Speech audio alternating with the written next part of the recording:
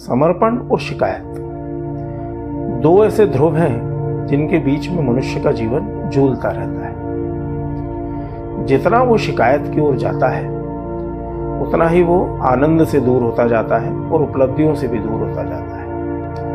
और जब वो समर्पण की ओर आता है तो उसे आनंद भी प्राप्त होने लगता है और उपलब्धियां भी प्राप्त होने लगती हैं। एग्जाम्पल के तौर पर यदि आप कोई दुकानदार है और आपको अपने काम से शिकायत रहती है तो आपका अपने काम में मन नहीं लगेगा, आपको उसमें आनंद नहीं आएगा। और जब आपको उसमें आनंद नहीं आता ना दोस्तों, तो आपको उपलब्धियां भी प्राप्त नहीं होती। दूसरी ओर अगर आपको अपने काम से कोई शिकायत नहीं है, आप पूरे समर्पण के साथ अपना काम करते हैं, तो परिणाम बिल्कुल उल्टा आता है। आप आनंदित रहने लगते हैं और आपको उपलब्धियां भी प्राप्त होने लगती हैं। आनंद का दूसरा नाम ही तो ईश्वर है।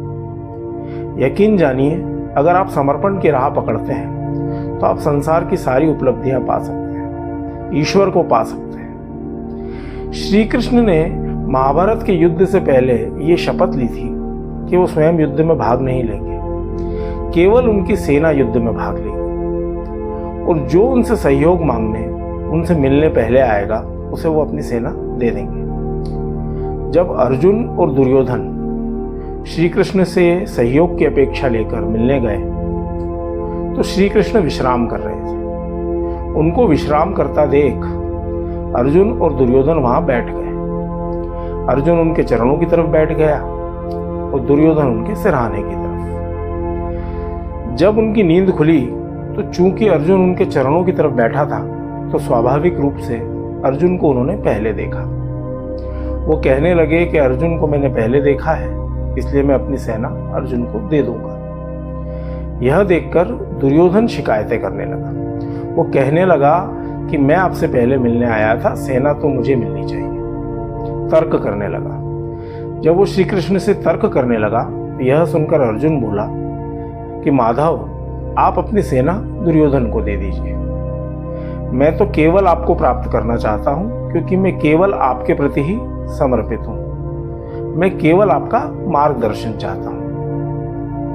जब अर्जुन ने ऐसा कहा तो श्री कृष्ण ने अपनी सेना दुर्योधन को दे दी। महाभारत का युद्ध हुआ और युद्ध का परिणाम आप जानते ही हैं। श्री कृष्ण की सेना को प्राप्त करके भी दुर्योधन उस युद्ध को हार गया, पराजित हो गया।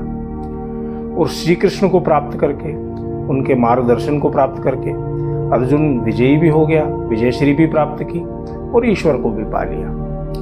दोनों में फर्क केवल इतना था कि अर्जुन ने समर्पण की राह पकड़ी थी और दुर्योधन शिकायत की राह पर चल पड़ा था। इसीलिए दोस्तों, मैंने आपसे पहले कहा कि यदि आप समर्पण की राह पकड़ते हैं, शिकायत की राह से दूर रहते हैं, तो आप ईश्वर को भी पा सकते हैं। तो फिर संसार की उपलब्धियां तो चीज ही क्या है।